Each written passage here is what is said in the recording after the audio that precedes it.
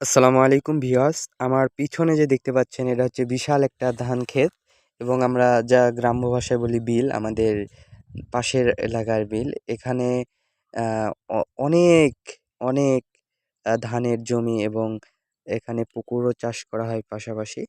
তো আমরা দেখলেই বুঝতে পারবেন যে পাশে পাশে পাশে হচ্ছে যে রাস্তার এই পাশে হচ্ছে যে আমাদের ধানের ক্ষেত।